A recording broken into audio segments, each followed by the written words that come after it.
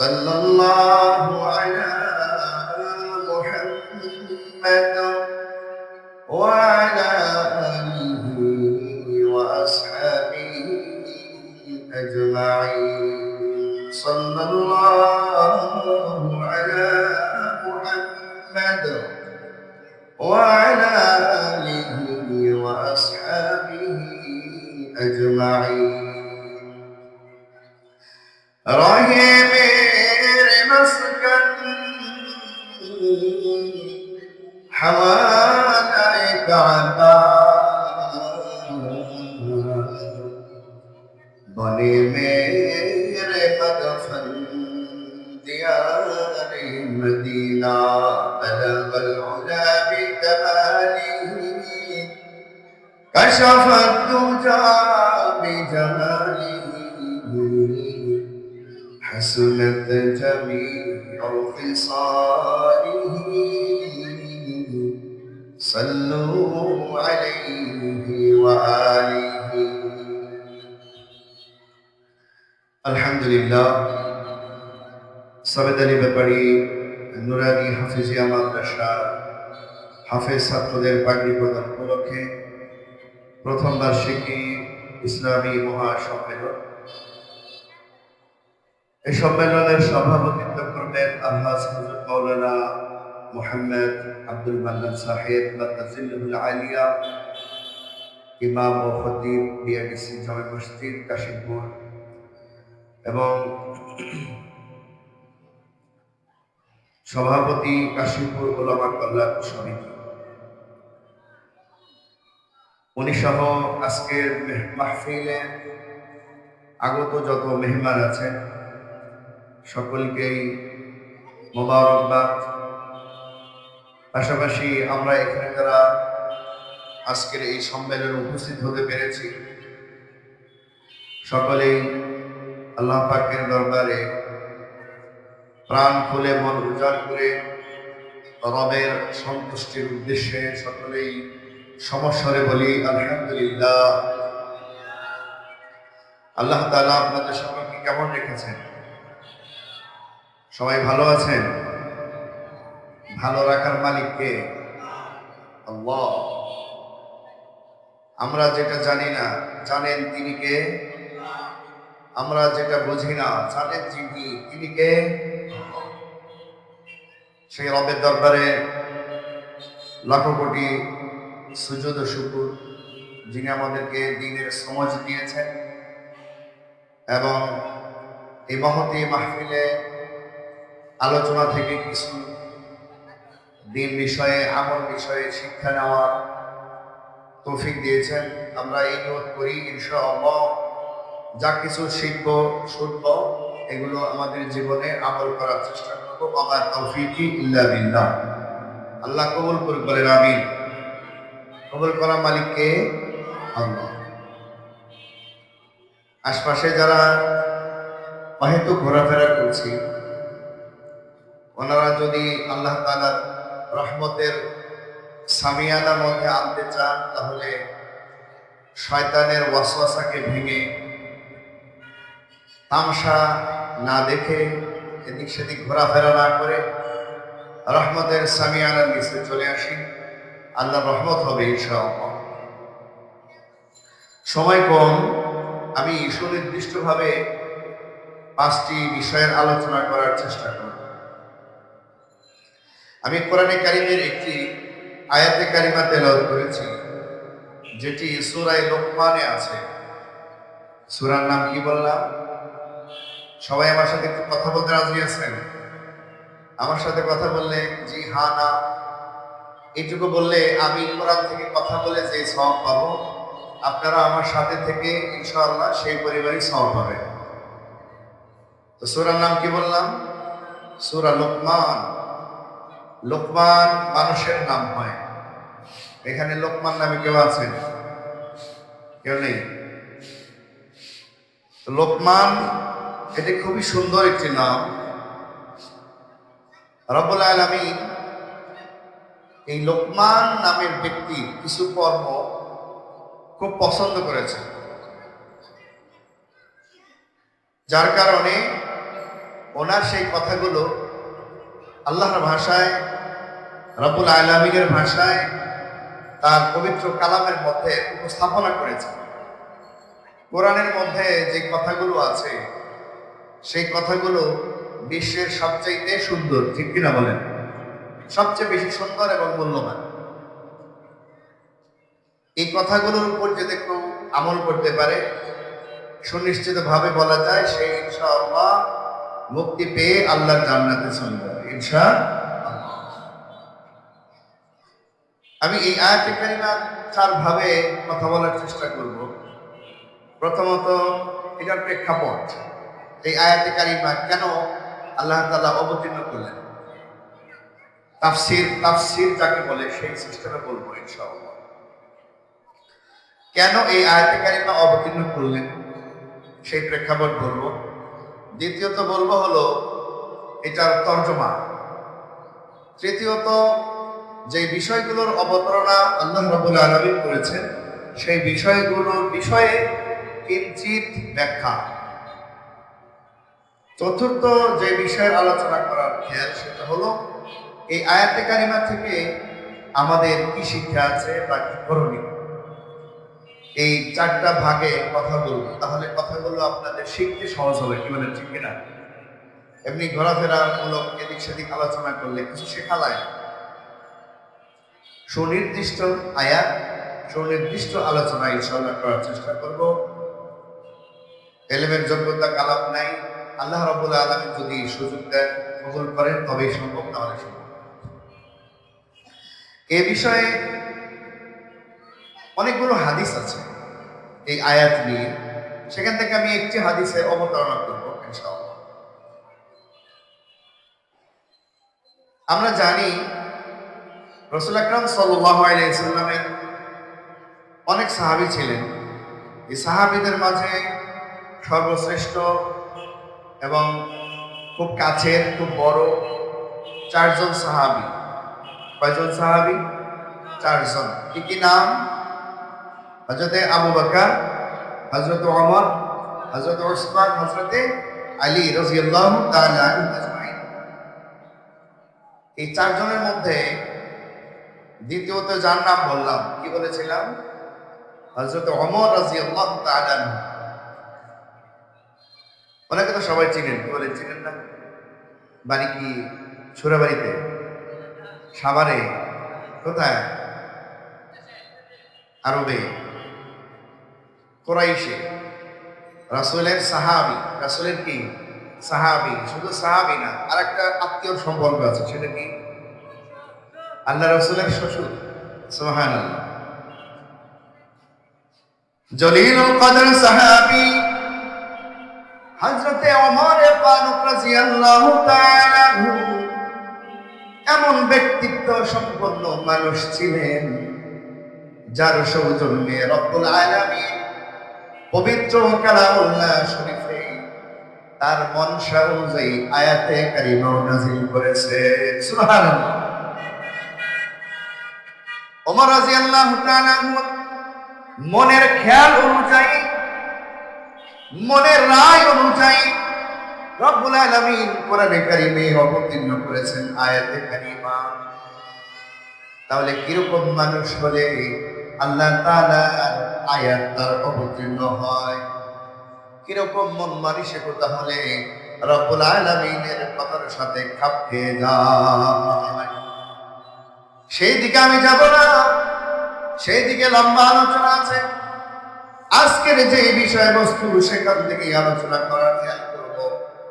ওমর ফারুক রাদিয়াল্লাহু তাআলা একটি হাদিস বর্ণনা করেছেন। সেই হাদিসের নাম হলো হাদিসে জিবরিল। হাদিসে জিবরিল বুখারী শরীফ, মুসলিম শরীফ এবং মিশকাত শরীফে সর্বপ্রথম হাদিস। অন্যান্য কিতাবের মধ্যে এই হাদিসটি আছে। এই তিনটি কিতাবের এক নম্বরের হাদিস হলো হাদিসে জিবরিল। অনেক লম্বা চওড়া হাদিস। এই হাদিসটা ওমর ফারুক রাদিয়াল্লাহু তাআলা বর্ণনা করেছেন। উনি বলেন, একদিন আমরা সাহাবা আজমাইন আল্লাহর পেয়ারা নবী সাল্লাল্লাহু আলাইহি ওয়াসাল্লামের সামনে বসা ছিলাম। ইত্যবসরে আমরা দেখতে পাইলাম একজন লোক আগমন করলেন। একজন অপরিচিত মানুষ আমাদের মজলিসে হাজির হলেন। আমরা কেউই তাকে চিনতে পারছিলাম না। যেহেতু তাকে আমরা চিনি না, তাহলে বোঝা গেল সে দূরের মানুষ, মহল্লার মানুষ না। ঠিক কিনা বলেন? মহল্লার মানুষ হলে তো চেনা যাইতো। হযরতে ওমর ফারুক রাদিয়াল্লাহু আনহু বলেন, তার চেহারা আমরা কোনদিন দেখি নাই। কিন্তু আশ্চর্যের বিষয় হলো এই কথা, সে দূর থেকে যদি সফর করে আসতো, তাহলে সফরের একটা চিহ্ন দেখা যেত। ধুলায় মলিন চেহারা এবং চুল দেখা যেত। রাস্তাঘাটে আমরা যখন চলি, ধুলা ময়লা করে কি উড়ে না?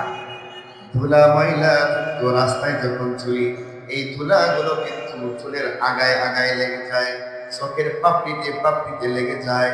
যদি দাঁড়িয়ে থাকে, দাড়ির মাথায় মাথায় ধুলা ময়লাগুলো লেগে যায়। যে কেউ দেখলে বুঝতে পারে এই ব্যক্তি ধুলা মলিন রাস্তা মাড়াই করে চলে এসেছে। খলিফাতুল মুসলিমিন ওমর ফারুক রাদিয়াল্লাহু তাআলা বলেন, এই লোকটাকে আমরা চিনি না, কিন্তু সফরেরও কোনো চিহ্ন তার মাঝে না। এই ব্যক্তি আগমন করে একেবারেই সবার সামনে চলে আসলে আল্লাহর পেয়ারা নবী সাল্লাল্লাহু আলাইহি ওয়াসাল্লামের একেবারেই হাঁটুর কাছে এসে বসে পড়লেন। হাঁটু হাঁটু লেগে লেগে বসে পড়লেন। বসে পড়ে কিছু প্রশ্ন করলেন, অনেকগুলো প্রশ্ন করলেন। সবগুলো বললে আজকে সময় হবে না। আজকের আয়াতে পারিবারিক বিষয়বস্তু প্রশ্নটাই তুলে ধরা উদ্দেশ্য। প্রশ্ন করলেন, মাসসাআ ইয়া রাসূলুল্লাহ ইয়া হাবিবাল্লাহ, কিয়ামত বিষয়ে আমাকে কিছু জ্ঞান দেন। কিয়ামত কবে হবে? কিয়ামত হবে কি হবে না বলেন তো? কিয়ামত হয়ে গেছে না হবে? কবে হবে কেউ আমরা জানি? আল্লাহ রাসূলকে প্রশ্ন করলেন, মাসসাআ, কিয়ামত কবে হবে আমাকে একটু বলেন। আল্লাহর প্রিয় নবী সাল্লাল্লাহু আলাইহি ওয়াসাল্লাম বললেন, মাল মাসউলু আনহা বিআলামা মিনাস সাইল। তুমি যে বিষয় আমাকে প্রশ্ন করলে, এই বিষয়ের যে জ্ঞান, এই বিষয়ের যে বুঝ, তোমার চাইতে বেশি আমি জানি না। মাল মাসউলু আনহা বিআলামা মিনাস সাইল, প্রশ্নকারীর চেয়ে বেশি বিষয় আমার এই বিষয়ে জ্ঞান নাই। তার মানে কিয়ামত কবে হবে আল্লাহ রাসূল নিজেও ওই সময় জানেন না। এই হাদিসের এইখান থেকে আমি একটু ভিন্ন দিকে যেতে চাই। এই লোক আরো কিছু প্রশ্ন করার পরে যখন উঠে চলে গেলেন, প্রিয় নবী সাল্লাল্লাহু আলাইহি ওয়াসাল্লাম সাহাবীদেরকে বললেন, যাও যাও, এই লোকটা যে বের হয়ে গেল তাকে একটু ডেকে নিয়ে আসো। সাহাবা আজমাইন দৌড় দিলেন, মসজিদে নববী পার হয়ে গেলেন। পার হয়ে গিয়ে দেখলেন যেই লোক এসেছিল তাকে আর খুঁজে পাওয়া যায় না। সাহাবা আজমাইন চতুর্দিকে খেয়াল করলেন, কোনো দিক তো দেখা যায় না, নাই নাই, কোনো দিকে নাই। সাহাবা আজমাইন ফিরে এসে রাসূলকে বললেন, ইয়া রাসূলুল্লাহ, ইয়া হাবিবাল্লাহ, উনি তো মাত্র বের হলেন, কিন্তু আমরা গিয়ে তাকে তো পাইলাম না। ডানেও নাই, বামেও নাই, সামনেও নাই, এত অল্প সময়ে তিনি কোথায় চলে গেলেন? আল্লাহর পেয়ারা নবী সাল্লাল্লাহু আলাইহি ওয়াসাল্লাম তখন বললেন, ও আমার সাহাবীরা, তোমরা জানো নাকি যে ব্যক্তি এসেছিলেন তিনি কে? ওমর রাদিয়াল্লাহু আনহু উত্তর করলেন, না না, আমরা তো জানি না। আল্লাহর পেয়ারা নবী সাল্লাল্লাহু আলাইহি ওয়াসাল্লাম বললেন, যেই লোকটি তোমাদের সামনে এসে বিভিন্ন বিষয়ের প্রশ্নের অবতারণা করলেন, এই লোকটি হলো স্বয়ং হযরতে জিবরাইল আলাইহিস সালাম। কি নাম? জিবরাইল আলাইহিস সালাম। মাওলানা হারগিজ না গুফতা, তা না গুফতা মুস্তাফা, মাওলানা হারগিজ না গুফতা, তা না গুফতা মুস্তাফা, मुस्तफा हरगिज़ न गुफ्ता ताना गुफ्ता गिरदेगा। আল্লাহ রাসূল সাল্লাল্লাহু আলাইহি ওয়াসাল্লাম তখন বললেন, জিবরাইল তোমাদের সামনে এসে তোমাদেরকে শুনিয়ে শুনিয়ে কিছু প্রশ্ন করলেন আর উত্তর সংগ্রহ করলেন। উদ্দেশ্য হলো তোমাদের এই বিষয়ের জ্ঞান দিয়ে গেলে। অনেকগুলো প্রশ্ন উত্তর পর্ব হয়েছে, এটা কোন একদিন ইনশাআল্লাহ মসজিদের আলোচনা আমি করব। তোমাদেরকে দ্বীন শেখানোর উদ্দেশ্যে এই প্রশ্নগুলো উনি করেছেন আর আমি উত্তর দিয়েছি যেন তোমরা শিক্ষা নিতে পারো। এখানে নামাজ কাকে বলে জিজ্ঞেস করা হয়েছে, তারপরে হজ কাকে বলে, ইসলামের বড় বড় বিষয়গুলোকে উনি প্রশ্ন করেছেন, আল্লাহ রাসূল উত্তর দিয়েছেন। তো এই বিষয়টা রাসূল বললেন উনি প্রশ্ন করে তোমাদেরকে দ্বীন শিক্ষা দিবেন, ইউআল্লিমুকুম দীনা, তোমাদেরকে দ্বীন শিক্ষা দিবেন। এবার আসি আমার আলোচ্য বিষয়ের আলোচনা। এখানে কি আল্লাহর পেয়ারা নবী সাল্লাল্লাহু আলাইহি সাল্লাম বললেন, ফেরেশতা জিবরাইল প্রশ্ন করেছে কিয়ামত কবে হবে, কিয়ামত কি জিনিস, কিয়ামতের আলামত বলেন। আমি বললাম তোমার চাইতে বেশি আমি জানি না। কি বলেন, আল্লাহর কাছে নৈকট্য কে বেশি? ফেরেশতা জিবরাইল কাছে না, একেবারে কাছেই বসবাস করে। জিবরাইল দুনিয়ায় থাকে নাকি আসমানে থাকে? দুনিয়ায় কোথাও দেখছেন ঘুমাইতেছে? কোনো বাসা বাড়ি ভাড়া নিছে? কোনো বাসা বাড়িতে ওনাকে ধরবেনি।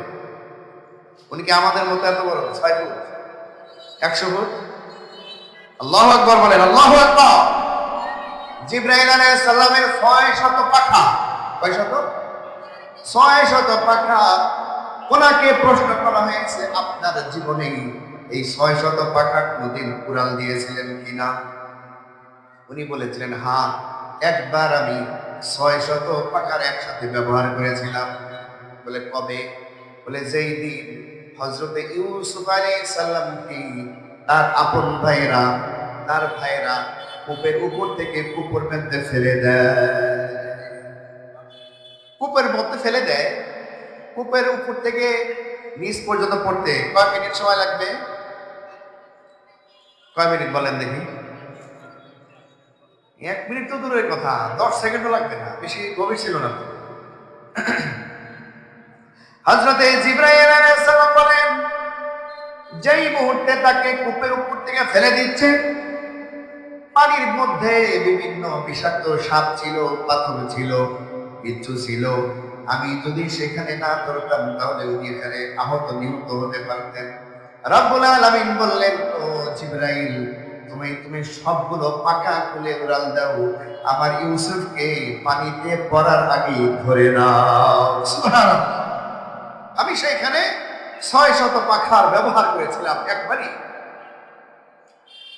এই পাখাগুলো কি ছোট ছোট পাখির মতো? মানুষকে আল্লাহ তাআলা কি সম্মান দিয়েছেন। আল্লাহর প্রিয় নবী সাল্লাল্লাহু আলাইহি ওয়াসাল্লাম মসজিদে নববীর মধ্যে বসা আছেন। এমত অবস্থায় একজন যুবক সাহাবী আসলেন। আসসালামু আলাইকা ইয়া রাসূলুল্লাহ ইয়া হাবিবাল্লাহ। প্রিয় নবী সাল্লাল্লাহু আলাইহি ওয়াসাল্লাম বললেন, তুমি অসময়ে কোন মসজিদে এসেছো?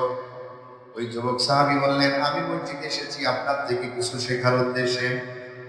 আল্লাহ রাসূল সাল্লাল্লাহু আলাইহি ওয়াসাল্লাম তখন বললেন, মারহাবা মারহাবা, তোমার এই আগমনের ফজিলত কি জানোনি? তালিবুল ইলম যে নাকি কোরআন হাদিসের জ্ঞান অন্বেষণ করে, তালিবুল ইলম এই ব্যক্তি যখন রাস্তা দিয়ে চলে, ফেরেশতারা তার পায়ের নিচে তাদের পরকে বিছায়া দেয়। সুবহানাল্লাহ। তাহলে জিবরাইল সহ যত ফেরেশতা আছে সকল ফেরেশতার পাখা তালিবুল ইলমের পায়ের নিচে বিছায়া দেওয়া হয়। তাহলে সম্মানিত কারা? ফেরেশতা না মানুষ? মানুষ।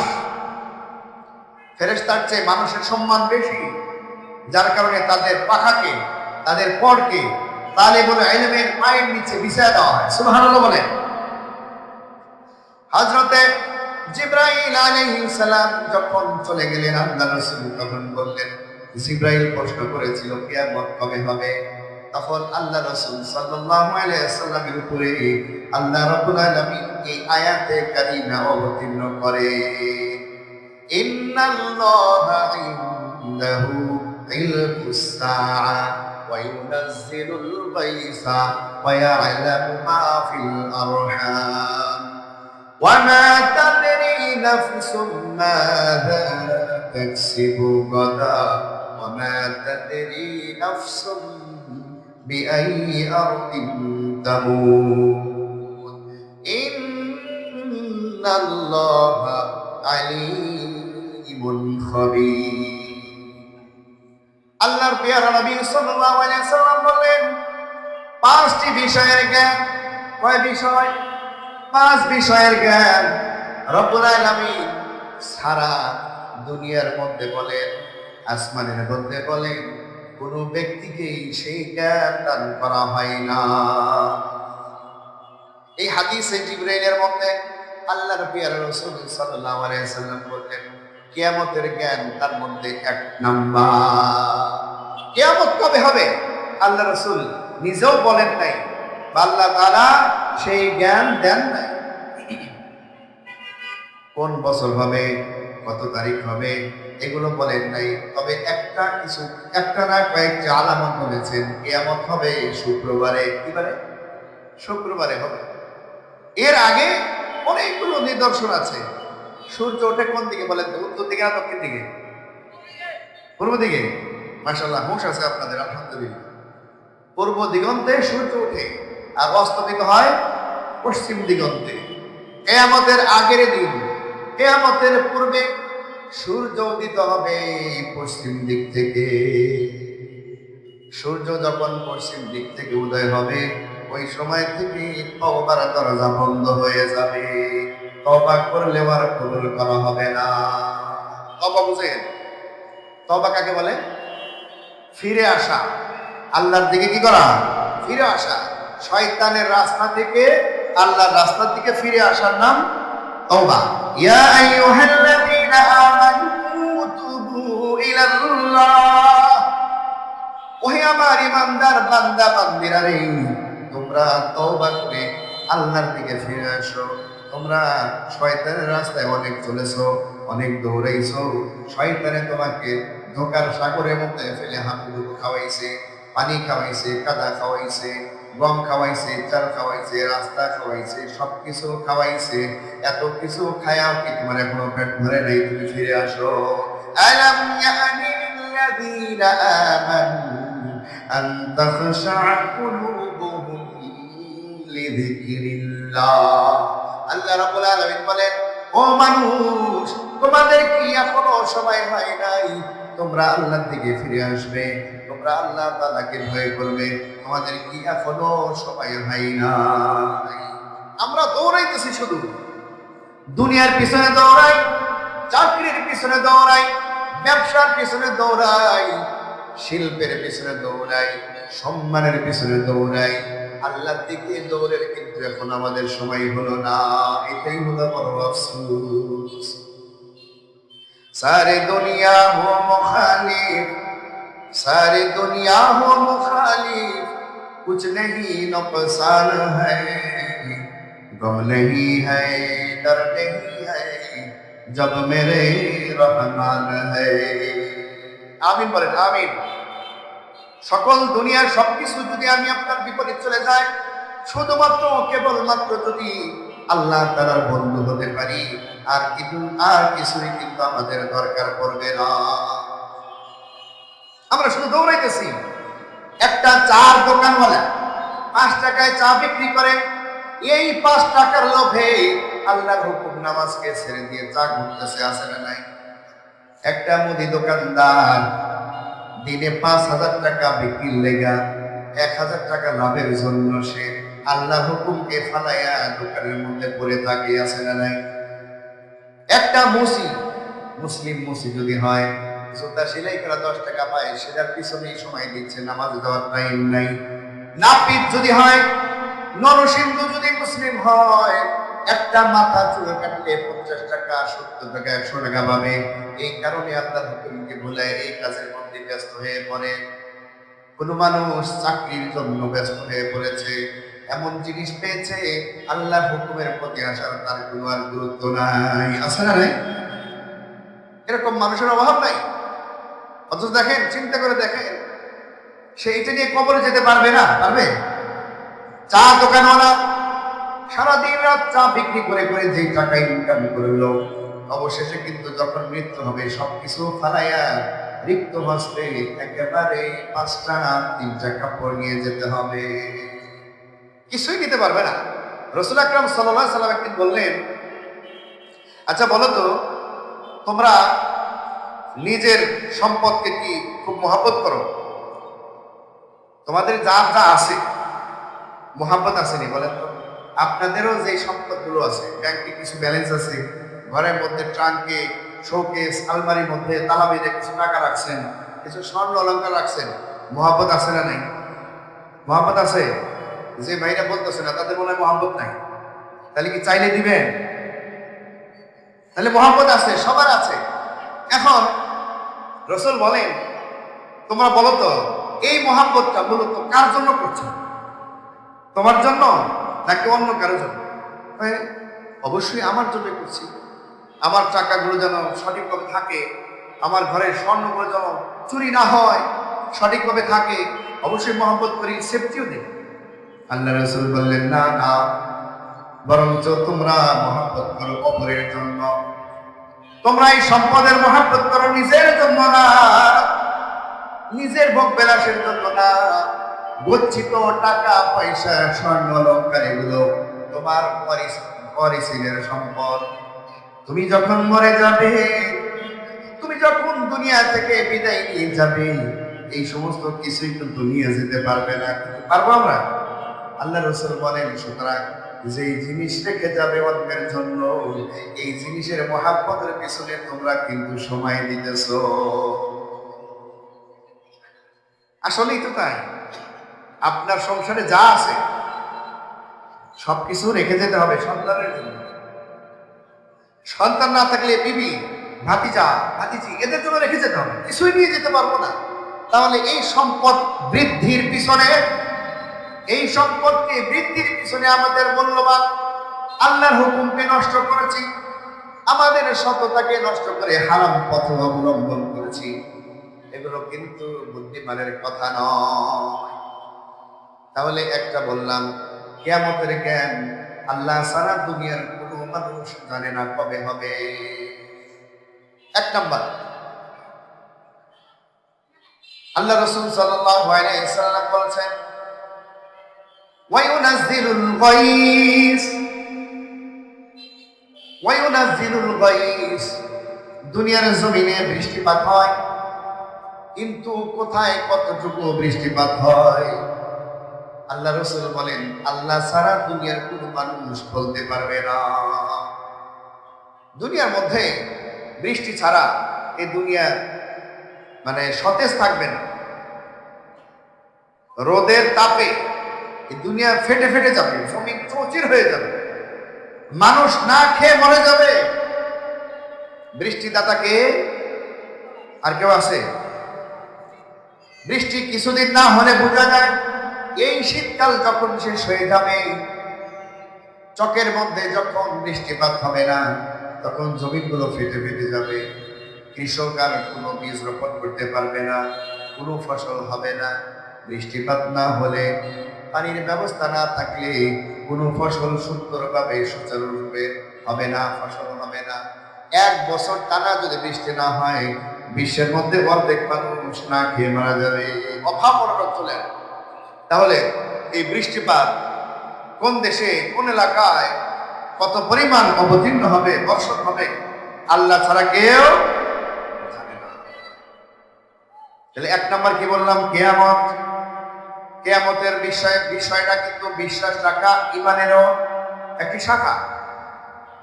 ঈমানের একটা কালিমা আছে জানেন, আমানতু বিল্লাহি ওয়া মালাইকাতিহি, পরামর্শে আমানতু বিল্লাহি ওয়া মালাইকাতিহি ওয়া কুতুবিহি ওয়া রুসুলিহি ওয়াল ইয়াউমিল আখিরি ওয়াল কদরি খাইরিহি ওয়া শাররিহি মিনাল্লাহি তাআলা আল বাসি বাদাল মাউত। কিয়ামতের বিষয়ে দুইটা বিশ্বাস করতে হবে। এক নাম্বার হলো কিয়ামত সংগঠিত হবে, এটা যেমন বিশ্বাস করতে হবে। দুই নাম্বার হলো সেই কিয়ামতের ময়দানে আমাদের সকলকেই উপস্থাপন করা হবে, সেটাও বিশ্বাস করতে হবে। ওয়াল বাসি বাদাল মাউত, মৃত্যুর পরে আমাদেরকে সেখানে উত্থাপন করা হবে। ونحشره يوم القيامة أعمى قال رب لم حشرتني أعمى وقد كنت بصيرا। কিয়ামতের ময়দান যখন কায়েম হয়ে যাবে, কিছু মানুষকে সেখানে তোলা হবে। সেই মানুষগুলো দুনিয়াতে চক্ষুষ্মান ছিল, দেখতো, বুঝতো, কিন্তু কিয়ামতের ময়দানে তারা অন্ধ হয়ে উঠবে, চোখে দেখবে না, অন্ধ। অন্ধ মানুষের কষ্ট বুঝে আসে, আহা কি যে কষ্ট। জন্মান্ধ যারা, লাল রং কি জিনিস তারা বুঝবে, কালো রং কি জিনিস তারা বুঝে না, সাদা রং কি জিনিস তারা বুঝে না, এরকম কোন রং তারা কিন্তু বুঝে না। রোদের কালার কেমন তারা জানে না, রোদের আলো কেমন তারা বুঝে না, চাঁদের আলো কেমন তারা বুঝে না। আলহামদুলিল্লাহ বলেন, এখানে যারা আছি সবাই চক্ষুওয়ালা, ঠিক না বেটি? এই কষ্ট আল্লাহ তাআলা আমাদেরকে দেন নাই, এটা অত্যন্ত শুকরিয়ার বিষয়। কিয়ামতের ময়দানে কিছু মানুষ অন্ধ হয়ে ওঠার পরে তারা বলবে, ক্বালা রব্বি, ও আমার প্রভু, লিমা হাশারাতানি আ'মা, আমাকে কেন অন্ধ করে উঠাইলেন? ওয়াকাদ কুনতু বাসীরা, দুনিয়ার জমিনে তো আমি চোখওয়ালা ছিলাম, আমি সব দেখেছি, আমি সব দেখে দেখে বলতে পারতাম। রব্বুল আলামিন তখন উত্তর করবেন, ক্বালা কাযালিকা আতাতকা আয়াতুনা ফানাসিতাহা ওয়া কাযালিকাল ইয়াওমা তুনসা। ও আমার বান্দা বান্দি, আজকে তোমাদেরকে আমি অন্ধ করে তুলেছি এই কারণে, দুনিয়ার জমিনে যখন ছিলে তোমার সামনে আমার কোরআনের দাওয়াত গিয়েছে, তোমার সামনে আমার আলোচনা গিয়েছে, তোমার সামনে আমার রাসূলের সুন্নাহ গিয়েছে, কিন্তু তুমি সেটার দিকে ভ্রুক্ষেপ করো না। তুমি কোরআনের কথাকে পিছনে ফেলে তোমার মন অনুযায়ী চলেছো, রাসূলের আদর্শকে পিছনে ফেলে নিজ আদর্শের সামনে চলেছো। রাসূলের কোন আদর্শকে তুমি দাম দেওয়া নাই, রাসূলের কোন হাদিসকে মানার চেষ্টা করো নাই, আমার কোন হুকুমকে তুমি সম্মান দিয়ে মানার চেষ্টা করো নাই। সুতরাং দুনিয়ার জমিনে তুমি যেমন আমাকে ভুলে গিয়েছিলে, আমার কোরআনকে ভুলে গিয়েছিলে, রাসূলের হাদিসকে ভুলে গিয়েছিলে, ওয়াকাযালিকাল ইয়াউমা তুনসা, আজকে এই হাসরের ময়দানে আমি তেমনি তোমাকে ভুলে গেলাম। আহা কি আফসোসের কথা, আমরা এই জমিনে থেকে অনেক সময় এমন হয় কোরআনের কথা ভালো লাগে না। এই যেমন ধরেন এখন আশপাশে কত মানুষ বেকার বসে আছে, দোকানে দোকানে বসে সময় কাটাচ্ছে, আর এখানে কত সুন্দর কোরআনের তাফসীর হচ্ছে, ওনাদের ভালো লাগতেছে না, আসতেছে, কপাল পোড়ার আলামত। আলহামদুলিল্লাহ বলেন, যারা আগে এখানে আসতে পেরেছে আল্লাহ মেহেরবানি করেছেন, ভালোবেসেছেন, এই জন্যই আসতে পেরেছে। যারা আসতে পারে নাই তাদের এই জায়গায় কি বিরাজমান সেটার উপরে ফয়সালা হবে।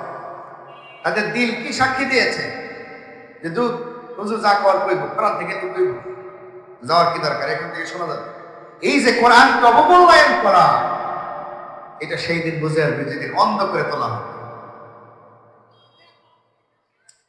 ওয়াকাযালিকাল ইয়াউমা তুনসা, আল্লাহ বলবে আমার কোরআনকে তুমি ভুলে গিয়েছো, ভ্রুক্ষেপ করো নাই, আমার কোরআনের কথাকে তুমি দাম দাও নাই।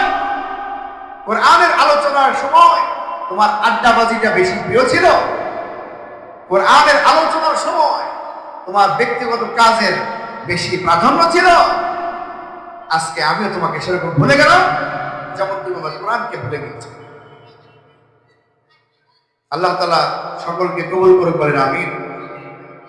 কিয়ামতের ময়দান কায়েম হবে সেখানে মিজানের পাল্লা দেওয়া হবে, সেখানে পুলসিরাত কায়েম হবে, আমল নামা তাকে দেওয়া হবে। এগুলো এক একটা বিষয়ের আলোচনায় অনেক লম্বা লম্বা আলোচনা, সেদিক গেলে আমার বিষয় শেষ হবে না। সংক্ষিপ্ত আকারে হলেও এই আয়াত আমি শেষ করতে চাই। 2 নম্বরে বলছিলাম পৃথিবীর কোন জায়গায় কতটুকু বৃষ্টিপাত হবে আল্লাহ তাআলা ছাড়া দুনিয়ার জমিনের কোনো বান্দা কেউই বলতে পারবে না কতটুকু হবে। প্রশ্ন করতে পারেন, আমরা তো দেখে থাকি আবহাওয়াবিদ যারা আছে তারা বলে দেয় অমুক জেলায় অমুক জায়গায় জলোচ্ছ্বাস হতে পারে, অমুক জায়গায় বৃষ্টিপাত হতে পারে। ওরা কি বলে? হতে পারে, সম্ভাবনার কথা বলে। বাস্তবতা কি তাই তাই হয়? অনেক সময় হয় না। ওনারা বলে সম্ভাবনা। ভাই সম্ভাবনা তো এরকমও আপনিও বলতে পারবেন। একজন লোক যদি গেটে দাঁড়িয়ে থাকে, আপনি বলবেন ওই ভাই মনে হয় এতক্ষণ কোরআনের কথা ভালো লাগে নাই, এখন ভালো লাগছে বিদায় গেট পর্যন্ত এসেছে, একটু পরে হয়তো ভিতরে এসে বসে পড়বে। সম্ভাবনা আছে না নাই? এটা হলো সম্ভাবনা। একটা জিনিস দেখে সম্ভাবনার বিষয়ে বলা, এটা সবাই বলতে পারে। আপনি আমি সবাই বলতে পারবো। একজন মানুষ খুব রাগান্বিত অবস্থায় আছে, হাত ফটফট করতেছে, তার মানে কি এখন কানের নিচে একটা পড়ার কি সম্ভাবনা। তার রাগের অবস্থা দেখে হাত কানের নিচে পড়ার সম্ভাবনা, এটা যে কেউ বলতে পারে। এই আবহাওয়াবিদ লাগে না। যে এলাকার আকাশে মেঘ ঘুরতেছে, স্থিমিত হয়ে আছে, মেঘ চলে যাচ্ছে না, এখানেই দাঁড়িয়ে আছে, তো বোঝা যায় যে এখানেই বর্ষণ হতে পারে, নাও তো হতে পারে। আল্লাহ তাআলা এটাই বলেছেন দুনিয়ার মধ্যে কতটুকু বৃষ্টি হবে, কোন এলাকায় কতটুকু বৃষ্টি হবে, রব্বুল আলামিন ছাড়া দুনিয়ার মধ্যে আর কেউ জানে না। ওয়ায়ালামু মা ফিল আরহাম। 3 নম্বরে আল্লাহর রাসূল সাল্লাল্লাহু আলাইহি সাল্লাম যেটি বললেন, মায়ের পেটের মধ্যে কি সন্তান আছে এটা দুনিয়ার কোনো ব্যক্তি বলতে পারে না। ওয়ায়ালামু মা ফিল আরহাম। এখানে একটা প্রশ্ন আছে, সাথে সাথে উত্তরও আছে। প্রশ্ন হলো, হুজুর আমরা তো আল্ট্রাসাউন্ড করলে দেখতে পাই ছেলে আছে না মেয়ে আছে, আছে না নেই? আল্ট্রাসাউন্ড করলে দেখা যায় ছেলে হয় না মেয়ে হয়। আচ্ছা বলেন তো 100% সত্য কি হয়? কত মেডিকেল ভাঙচুর হলো এই কারণে, তারা বলে দিয়েছে ছেলে হবে, সেই খুশি, যখন হইল ওই মেডিকেলই হয়েছে মেয়ে হয়েছে। আর ভাঙচুর, অনেক মেডিকেল ভাঙচুর হয়েছে, এটা তো একটা স্বাভাবিক কথা। কিন্তু আল্লাহ রাব্বুল আলামিন যেটা এখানে বুঝাইতে চেয়েছেন, ওয়া আলামু, এই শব্দটা কিন্তু মুজারির সিগা। আলেম ওলামারা বুঝবে মুজারি ফাইলে মুজারির সিগা শব্দ। এই শব্দ এমন একটি শব্দ আল্লাহ রাব্বুল আলামিন ব্যবহার করেছেন, যেই শব্দের তরজমা হয় দুইটা, একই সাথে এই শব্দের তরজমা হয় কয়টা? দুইটা। বলেন সবাই কয়টা? দুইটা। একটা হলো বর্তমান কাল, আর একটা হলো ভবিষ্যৎ কাল। ওয়ায়ালাম মা ফিল আরহাম। মায়ের উদরের মধ্যে, মায়ের পেটের মধ্যে যেই সন্তান আছে, সেই সন্তান কেমন হবে, কেমন হচ্ছে আর কেমন হবে। কেমন হচ্ছে মানে হলো সে ছেলে হবে না মেয়ে হবে, সুস্থ হবে না অসুস্থ হবে, কানা হবে না ল্যাংড়া হবে, এটা কি কেউ বলতে পারেনি? কেউ জানে না। ডাক্তাররা বলতে পারবে না যে হ্যাঁ আপনার ছেলে চক্ষুষ্মান, অন্ধ না, এটা বলতে পারে না। আপনার ছেলে ল্যাংড়া খোরা নয়, এটা বলতে পারে না। বর্তমান অবস্থা সঠিকভাবে বলতে পারবে না। সে বলতে পারবে না আপনার সন্তান যখন দুনিয়াতে আসবে সে কত কেজি ওজন আর ওয়েট নিয়ে আসবে, সেটা বলতে পারে না। আরেকটি অর্থ হলো সামনে ভবিষ্যতে এই সন্তান নেক সন্তান হবে নাকি ডাকাত হবে, এটা কেউ বলতে পারবে? ডাকাত কোনো মায়ের সন্তান কিনা বলেন? আমার কথা বুঝতেছেন? এই যে গতকাল ব্যাংক ডাকাতি হইতে লাগছিল কেরানীগঞ্জে, কয়টা যুবক? 3টা যুবক, 20-22 বছরের যুবক। আহারে, এই ফু মারলে উড়ে যাওয়ার কথা, কিন্তু পিস্তল নিয়ে গেছে। পিস্তল নিয়ে গিয়ে 10-12 জন স্টাফকে কাবু করে ফেলছে। সিকিউরিটি একটা বলে যে স্যার এই 3টারে তো আমি ফু মেরে উড়ে দিতে পারতাম, কিন্তু ওদের কাছে একটা এটা আছে, এই কারণে ভালো। এই যে তিনটা যুবক, এই তিনটা যুবক কিন্তু কোনো না কোনো মায়ের সন্তান, কোনো না কোনো মায়ের গর্ভ থেকে বের হয়েছে। এই মাও কিন্তু জানে না আমার সন্তান ভবিষ্যতে 2024 সালের 19শে ডিসেম্বরে ব্যাংক ডাকাতি করবে, জানেনি। তাইলে এই মা এরকম কুলাঙ্গার সন্তান জন্ম দিবে। অনেক বাবাকে আমি বলতে শুনেছি, বাবা বলে, হুজুর যদি আমি জানতাম আমার সন্তান এত খারাপ হবে, আমার সন্তানের কারণে আমি সমাজের মধ্যে ছোট হয়ে যাব, এরকম পরিস্থিতি যদি আমি আগে থেকে জানতাম তাহলে আমি বিয়েই করতাম না। বিয়ে করে ভুল করেছি, আমার এই সন্তানগুলো ওয়াজাত সন্তান হয়ে গেছে। তাহলে আল্লাহ রাব্বুল আলামিন বলেন, দুনিয়ার জমিনে যে স্বামী স্ত্রীর মাধ্যমে সন্তান প্রজনন হয়, মায়ের গর্ভের মধ্যে যে সন্তান হয়, এই সন্তান ভালো হবে না খারাপ হবে, ডাকাত হবে না ওলি হবে, আল্লাহ ছাড়া দুনিয়ার আর কেউ জানে না। তবে যদি আল্লাহ জানায় তবে জানে। মুসা আলাইহিস সালাম একবার মেম্বারে খুতবা দিচ্ছেন, তখন এক মুসল্লি বলে, হুজুর বলেন তো এই জমানায় সবচেয়ে বড় জ্ঞানী কে? মুসা আলাইহিস সালাম চিন্তা করলেন একটু যে আমি এই জমানার নবী, তো সবই শুধু নবী না, আমি রাসূল, আমার প্রতি কিতাব অবতীর্ণ হয়েছে, তাহলে তো এই জমানাতে সবচেয়ে জ্ঞানী আমি হওয়ার কথা, কারণ আমি আল্লাহর সাথে কথা বলি, আল্লাহ থেকে আমি অনেক জ্ঞান শিখি। এটা কিন্তু যৌক্তিক চিন্তা। মুসা আলাইহিস সালাম কিছুক্ষণ চুপ থেকে বললেন, আপাত দৃষ্টিতে আমি সবচেয়ে জ্ঞানী। তখন আল্লাহ তাআলা এই কথাকে পছন্দ করলেন না। নিজেকে জ্ঞানী মনে করাটা কি অপছন্দের। বড়াই করলে খোদার রহমত আসে না, নিজেকে তুমি ছোট মনে করিও সদা। উঁচু জমিন থেকে পানি নিচু জমিন যায়, তেমনি খোদার রহমত আসে নম্রতার হৃদয়। ঠিক কিনা বলেন? বড়াই করলে আল্লাহ তাআলা রহমত আসে না, শুধু তাই নয়, আল্লাহ তাআলা এই বিষয়টা পছন্দ করেন না। কিন্তু দুঃখের বিষয় হলো, আফসোসের বিষয় হলো, আমাদের চতুর্পাশের অনেক মানুষ নিজেকে অনেক বড় জ্ঞানী মনে করে। আছে না নাই? এটা মানে আমরা যখন এগুলো সম্মুখীন হই, মনে মনে খুব আফসোসের হাসি দুঃখের হাসি দেই, তখন মনে মনে।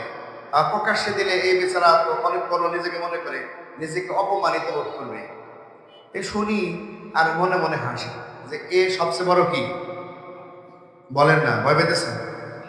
যে নিজেকে বড় বলে, বড় সে নয়, সে হলো সবচেয়ে বড় বোকা। নিজেকে বড় মনে করা হলো সবচেয়ে বড় বোকামি। মুসা আলাইহিস সালাম ওনার চিন্তা কিন্তু ঠিক ছিল যে এই সময়ের আমি নবী, আমি রাসূল, আমি তো সবচেয়ে জ্ঞানী হওয়ার কথা, এজন্য উনি বলেছিলেন। কিন্তু আল্লাহ তাআলার পছন্দ হয়নি। সাথে সাথে মুসা আলাইহিস সালামকে আল্লাহ তাআলা বলেন, তুমি কি বললাম, তুবরায়ে ওয়াসলে কারাদান আমুদি, তুবরায়ে ওয়াসলে কারাদান আমুদি, না বরায়ে ফাসলে কারাদান আমুদি। মুসা, তুমি এটা কি বললাম? নিজের প্রতি বরত্বের নিসবতটা দিয়ে দিলাম, তুমি তো আমাকে একটু জিজ্ঞেস করলা না। যাও, তুমি বের হয়ে অমুক জায়গায় যাও, গিয়ে দেখবে একজন মানুষ আছে তোমার চাইতে সে জ্ঞানী, তার থেকে জ্ঞান অর্জন করো। সুবহানাল্লাহ বলেন। সূরা কাহাফের মধ্যে এই বিষয়ে সবিস্তারে আলোচনা আছে, সেদিকে যাওয়ার টাইম নাই, একটাই শুধু উদাহরণ দেব। মুসা আলাইহিস সালাম ওই খিজির আলাইহিস সালামের সাথে দেখা করার জন্য আল্লাহ হুকুম করলেন। খিজির আলাইহিস সালামকে বললেন, আল্লাহ পাঠাইছে আপনার সাথে থেকে যেন জ্ঞান অর্জন করি। খিজির আলাইহিস সালাম বললেন, আমি এগুলো জানি। সুবহানাল্লাহ বললেন, তুমি তো আমার সাথে থাকতে পারবা না, আমার জ্ঞানের যে কর্ম পদ্ধতি এগুলো তোমার মাথায় ধরবে না, তুমি প্রশ্ন করবে বারবার। না না, আমি প্রশ্ন করবো না, এটা কোরআনের আয়াত সরাসরি, একেবারে কোরআনের আয়াতের তরজমা এগুলা। শেষমেশ একটা গ্রামে ঢুকলেন, বললেন তুমি কোনো প্রশ্ন করতে পারবে না। একটা গ্রামে ঢুকলেন, ঢোকার পরে হাঁটছেন, ক্ষুধা লেগেছে, গ্রামবাসীকে বললেন আমরা মুসাফির, আমাদেরকে একটু খাবারের ইন্তজাম করো, আমাদেরকে একটু খাবার দাও। গ্রামবাসী খাবার দিতে চাইল না। খাবার দিতে না চাইতে ওনারা দুজনই ক্ষুধা, পথ দিয়ে হাঁটছেন, হাঁটতে হাঁটতে দেখলেন কিছু শিশু বাচ্চারা খেলাধুলা করছে। শিশু বাচ্চাগুলো খেলাধুলা করছে। হযরতে খিজির আলাইহিস সালাম একটা বাচ্চাকে টেনে নিয়ে আসলেন, সেখান থেকে তুলে নিয়ে আসলেন। ফাকাতালাহা, এই বাচ্চাকে ধরে ঘাড় মটকিয়ে দিয়ে মেরে ফেললেন। বলেন তো, আপনার সামনে যদি একজন মানুষ একটা শিশু বাচ্চাকে ধরে ঘাড় মটকায় দিয়ে মেরে ফেলে, আপনি ঠিক থাকবেন? মুসা আলাইহিস সালাম তো আরো রাগী মানুষ ছিলেন, ওনার সেই রাগ হয়ে গেল, আপনি এটা করলেনটা কি? মানুষ হত্যা করলেন, একটা নাবুজ শিশু, কিছুই বোঝে না, কচি বাচ্চা, তাকে আপনি হত্যা করলেন, এটা কাজ করলেন। তখন খিজির আলাইহিস সালাম বলেন, আমি বলেছিলাম না তুমি আমার সাথে থাকতে পারবা না, আমার কাজে শুধু প্রশ্ন করবা? তখন বলে হ মনে পড়ছে, কিন্তু আর কাজ হবে না, প্রতিটা আরো 2টা ভুল হয়ে গেছে, এটা 3 নাম্বার ভুল, এইটাই শেষ, তোমাকে আমার আর সাথে রাখবো না। বলে তাইলে 3টাই যে আপনি কাজ করেছেন প্রশ্নবিদ্ধ, 3টার ব্যাখ্যা দেন। 3টা তো আমি বলবো না, এই একটা ব্যাখ্যাটা উনি বলছেন, যেটা সেটা বলছেন। হযরতে খিজির আলাইহিস সালাম বললেন, আমরা যখন যাই আল্লাহ রাব্বুল আলামিন আমার কাছে ইলহাম পাঠাইলেন, এই যে সন্তান, এই সন্তানের মা এবং বাবা অত্যন্ত ভালো মানুষ। সুবহানাল্লাহ বলেন, অত্যন্ত ভালো মানুষ। শুধুমাত্র কেবলমাত্র এই সন্তানকেই তারা জন্ম দিয়েছেন, তাদের আর কোনো সন্তান নাই। এরা জান্নাতবাসী হয়ে গিয়েছেন, অর্থাৎ মরে গিয়েছেন। এই সন্তানের মা বাবা মরে গিয়েছে, আল্লাহ রাব্বুল আলামিন তাদেরকে জান্নাতের ফয়সালা করে দিয়েছেন। কিন্তু পরিতাপ দুঃখের বিষয় হলো, এই সন্তান এমন কিছু কুলাঙ্গার বন্ধু বানাইছে, এই বন্ধুদের কারণে এই সন্তান আর ভালো থাকতে পারছে না। সাহাবতে সা লেহতরা সা লেহকুনাদ, সাহাবতে সা লেহতরা সা লেহকুনাদ, সাহাবতে তা লেহতরা তা লেহকুনাদ। ভালো মানুষের সম্পর্ক কায়েম করলে ভালো হয়। খারাপ মানুষ যদি পীর সাহেবের কাছে গিয়ে পীর সাহেবের সবক আদায় করে, অল্প কিছুদিনের মধ্যেই সেই খারাপ লোকটা ভালো হয়ে যায়, আসলে নাই। কিন্তু কোনো ভালো মানুষ যদি কোনো খারাপ মানুষের চোর বাটপার চিটিংবাজের বন্ধু হয়ে যায়, এই ভালো মানুষও কিন্তু অল্প কিছুদিন পরে খারাপ হয়ে যায়। এরকম একটি ঘটনা আছে, কিন্তু সময় নেই। তো খিজির আলাইহিস সালাম বলেন, আল্লাহ তাআলা আমাকে হুকুম করলেন এই সন্তানকে মেরে ফেলো, কারণ এখন নাবালেগ আছে। এ যে কর্ম শুরু করেছে বন্ধু পাল্লায় পড়ে, বন্ধুদের সাথে শিখে, ভবিষ্যতে তার মা বাবাকে জান্নাত থেকে বের করে ছাড়বে। নাউজুবিল্লাহ বলেন। আল্লাহ বলেন, আমি তাদেরকে জান্নাতের ফয়সালা করে দিয়েছি সন্তানের কর্ম পদ্ধতির কারণে, সন্তানের খারাপের কারণে মা বাবার জন্য আবার খারাপের ফয়সালা আসতে পারে। এই কারণে এই সন্তানকে মেরে ফেলু। তাহলে বোঝা গেল আমরা সকলেই কিন্তু বাবা।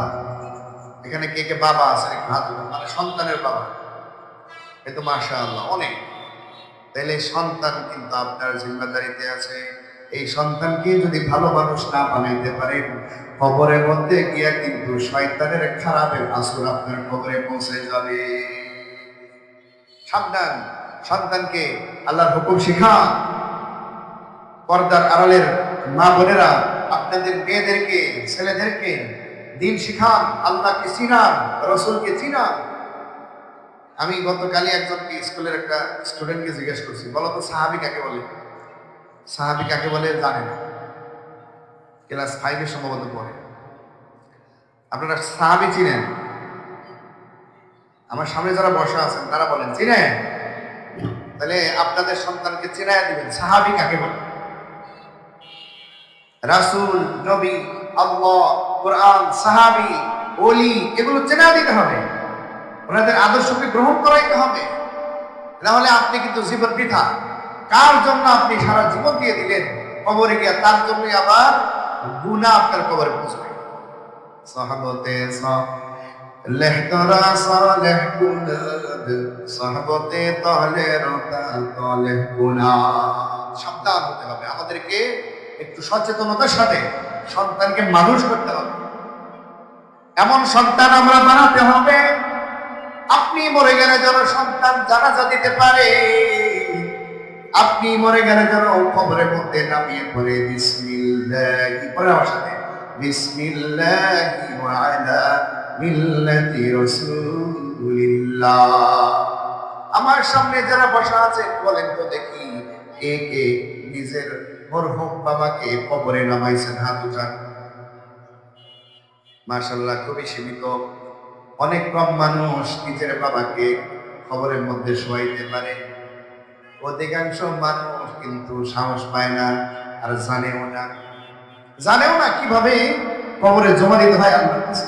বিসমিল্লাহি ওয়া আলা মিল্লাতি রাসূলিল্লাহ। ও রব্বুল আলামিন, যেই বাবার মাথার ঘাম পায়ে ফেলে সারাদিন কষ্ট করে রুজি রোজগার করে বাজার করে আমাদেরকে খাইয়েছে পড়িয়েছে, সেই বাবাকে আজকে তোমার কাছে রসুলের মিল্লাতে জমা নিয়ে গেলা। অনেক সন্তান জানে না। আপনার সন্তান আপনাকে এই কথাগুলো বলে আল্লাহ রাব্বুল আলামিনের কাছে জমা দিয়ে আসবে, এই নিশ্চয়তা কিন্তু আপনাকেই নিতে হবে।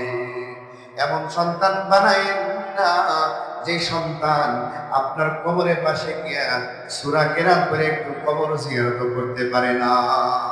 অনেক সন্তান এমন আছে, ওই বছরে একবার হুজুর ডেকে আনে, বলে হুজুর আমার বাবার কবর একটু জিয়ারত করে দেন, আমার মায়ের কবরটা একটু জিয়ারত করে দেন। সে নিজে কিছুই জানে না, ভাড়া করা হুজুর দিয়া জিয়ারত করে। আহা আফসোস, কি সন্তান আমার বানায়, যে সন্তান একটু আপনার জন্য হাত উঠায় আল্লাহর কাছে কিছুই বলতে পারে না। हर घड़ी देने में तू तैयार है, हर घड़ी देने में तू तैयार है, जो न मांगे उससे तू बेजार है। অথচ রব্বুল আলামিন সদা সর্বদা দেওয়ার জন্য প্রস্তুত হয়ে থাকেন, আমরা চেয়ে নিতে পারি না। আমাদের সন্তানগুলো একটু চেয়ে কবরের মধ্যে পৌঁছাইতে পারে না। আফসোস। আপনারা কি আমার কথা বুঝতেছেন? বিরক্ত হইতেছে? আমি একটু জীবন ঘনিষ্ঠ কথা বলতে পছন্দ করি, যেন কিছু শিখতে পার, কিছু একটা অর্জন হয়। একটু ভাবে, এরকম সন্তান আমরা বানাবো যেই সন্তান কবরের পাশে গিয়ে সহি শুদ্ধভাবে সূরা ইখলাস তেলাওয়াত করবে। 3 বার সূরা ইখলাস তেলাওয়াত করলে 1 খতম কোরআন পড়ার সওয়াব পাওয়া যায়। আল্লাহ তাআলাকে বলবে, ও রব্বুল আলামিন, যেই পিতা যেই মাতা ছোট্টবেলায় এত কষ্ট করে লালন পালন করেছে, এই 3 বার কুল সূরা পড়ে দিলাম, 30 পারা পড়ার সওয়াব যে তুমি আমাকে দিলা, আমার মা বাবার কবরের মধ্যে তুমি পৌঁছায়া দাও।